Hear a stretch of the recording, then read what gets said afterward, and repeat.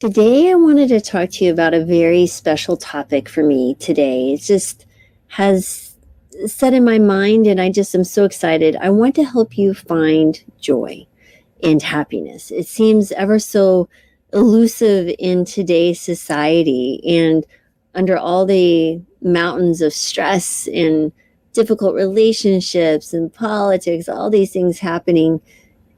I think a lot of us find it's hard to find joy and happiness. Like we're always looking, but we can't ever seem to find it. The harder we look, the more evasive it seems. So I had something happen to me this morning, but I really wanted to share with you my thoughts on how you can find and cultivate joy every single day of your life. So let me get started. First of all, how I really want to explore this was just understand that there's a concept that just so deeply resonated with me was the idea of a fertile mind, right? A mind that's open and ready to cultivate the seeds of happiness and joy. So think of it just like a garden, right? Flourishes when the soil is rich and well prepared. Our minds need to be nurtured and enriched to allow positive emotions and beliefs and habits to take root and thrive. And that metaphor is so powerful. It has implications for how we approach not only our personal growth and resilience, but also our capacity to experience true happiness and joy. And I want to share a little story that I read in the book about positive mindsets. And there was a fourth grader in a study. And this fourth grader, what they were working on is helping people understand the power of a growth mindset versus a fixed mindset. And there was two groups, a control group and an interventional group. And the control group of fourth graders were taught how to study, taking notes, keeping time management, those things, your typical study habits. Then the intervention group was, they actually taught about growth mindsets and that how their minds could grow and things could change. And what was really interesting in the book, their fourth grader that said after the intervention group was done, talking to them and helping them understand what growth mindset was, a fourth grader looked up to one of the investigators and said, "You mean I don't have to be stupid anymore?" And I think about that, and that of all the things in that book, that one moment really has stuck with me. And I read this book years ago, and I'm thinking to myself, where in that child's life did he feel like he always would be stupid? Who was feeding him those seeds, right? His mind was obviously, a child's mind is so fertile to grow whatever seeds we put there. But our minds are the same. I mean, I have had so many patient conversations, and they're just so mean to themselves and so judgmental. So we have to think about how we set and grow our mindset, and how do we do that, right? How do we walk away from people saying things or hurtful things and not take those in and allow them to grow and take root and take up rent, right? Or take up space without paying rent.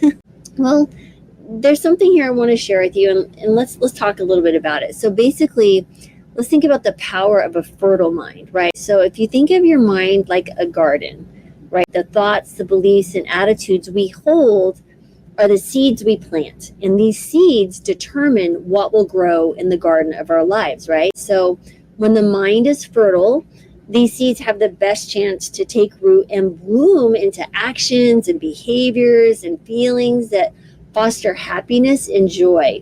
So to think of it, just like a garden, our minds need regular care, attention, and the right conditions to truly flourish, okay?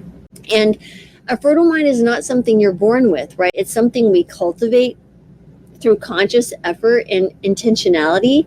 It involves clearing out the weeds of negativity, self-doubt, fear, and really creating a nurturing environment where positive thoughts and joyful emotions can really blossom.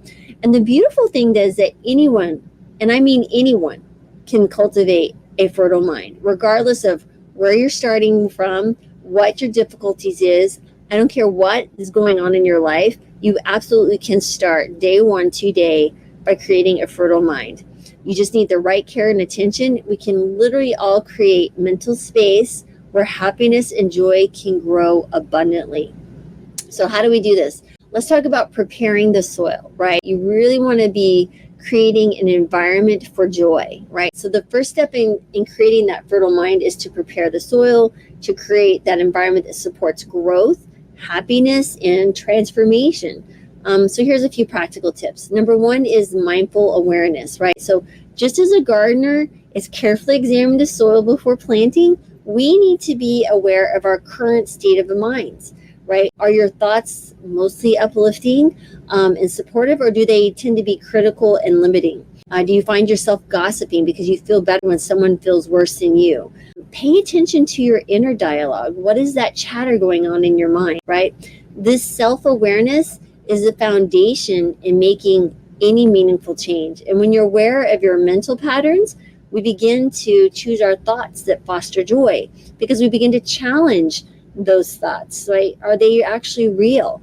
Maybe those thoughts were seeds that someone planted in your mind 20 years ago, but you allowed them to flourish. And honestly, it really doesn't even matter where they came from. All you need to be is aware of them and that it's time to get rid of it. And so that leads me to the next step, clearing out the weeds, right? So negative thoughts and limiting beliefs are like weeds that can really overrun your mental garden, right?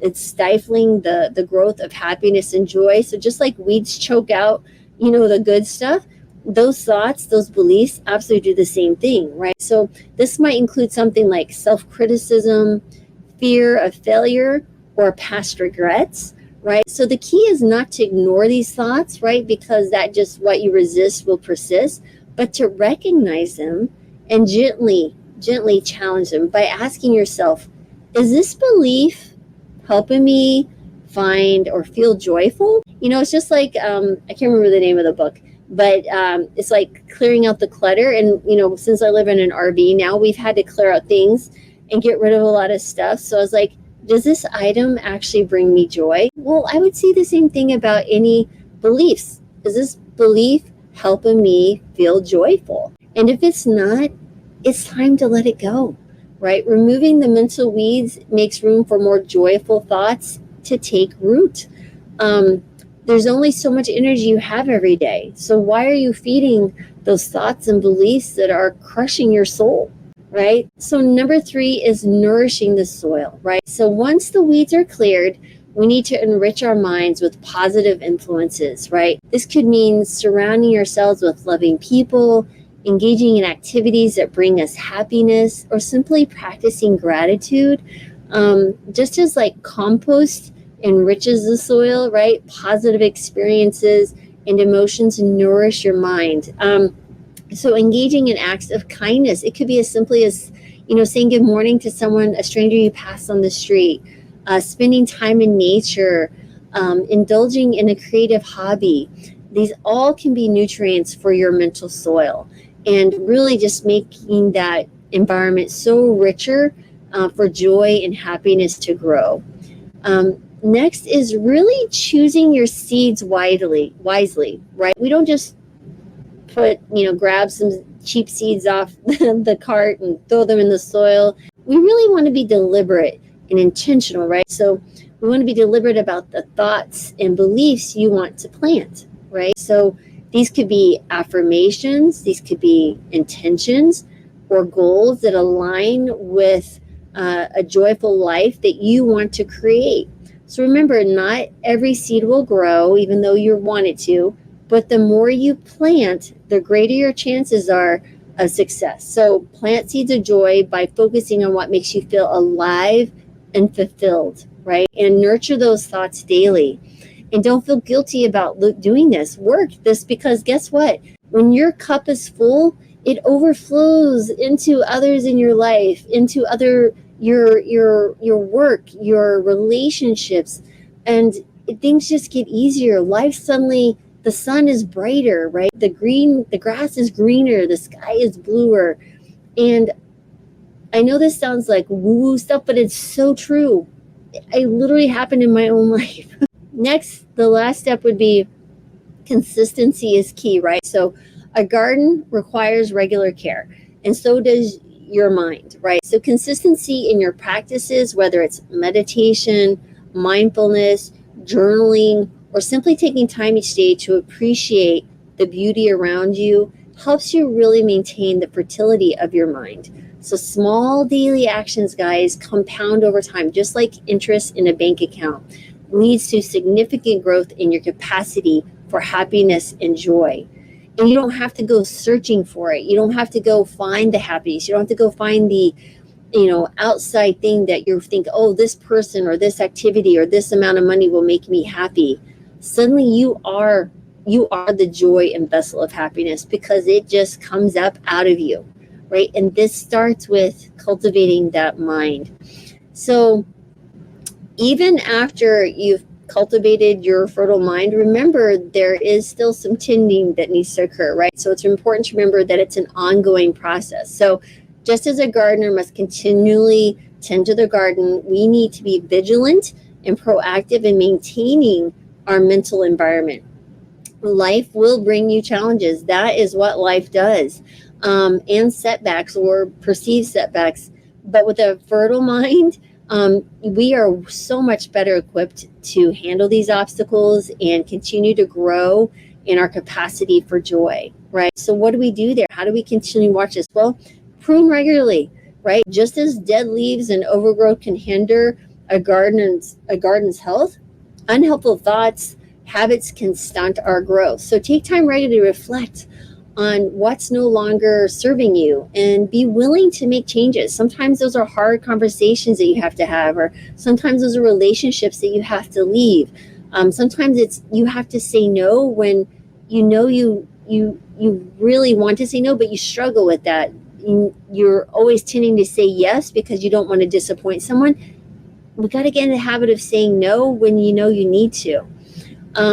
Just remember, if certain thoughts or habits are dimming your joy, it is time to prune them and let them go to the compost pile. It's just time.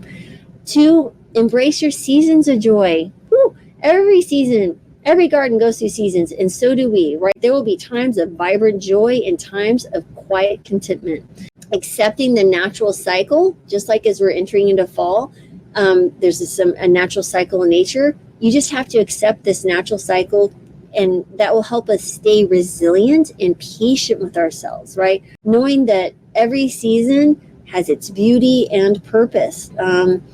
Embrace both the vibrant blooms and the periods of rest. Both are essential for flourishing garden of happiness, just like your body is awake during the day and then we go to sleep, right? That's the time of restoration, of being refreshed, and the mind and the muscles and everything is rejuvenating because it's resting, it's recouping, and then it's ready for the next day. And finally, I would say you really want to celebrate your happiness, right? So acknowledge and celebrate your progress, right? No matter how small. So recognizing your growth in the moments of joy you experience reinforces those positive patterns, and that motivates you to continue nurturing your fertile mind. So whether it's a moment of peace, a burst of laughter, a sense of gratitude that came from nowhere, savor those joyful experiences. They are the fruits of your mindful cultivation. If you've never seen my video on the Asian pear that just brought me this greatest sense of joy and gratitude, it was, I think about, I don't know, 2 years ago or so, I don't know, a year and a half ago. It's the Asian pear. I found this Asian pear. I was at a conference and I wasn't expecting it.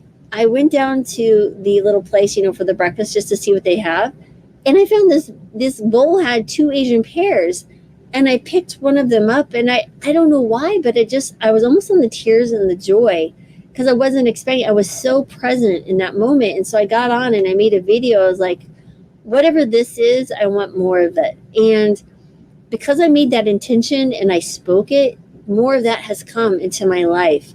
And so now that it's almost on a daily moment to moment experience. And I hope this resonates with you. I really, I prayed that this will reach someone. Maybe you're struggling, but I hope this really can just uplift you. And so I just really want to encourage you to reflect on the state of your mental garden and think about what can you do, what are those seeds of joy that you're planting, and what weeds can you remove, and know that you're worth it. Every moment of every day, you're absolutely worth it. And so, it's a little different than my normal, but I hope you guys like it. But take care, and I'm sending you gratitude, joy, and love as usual, and more healing, because we all need more of it in this world. So have a good day, everyone, and a great evening.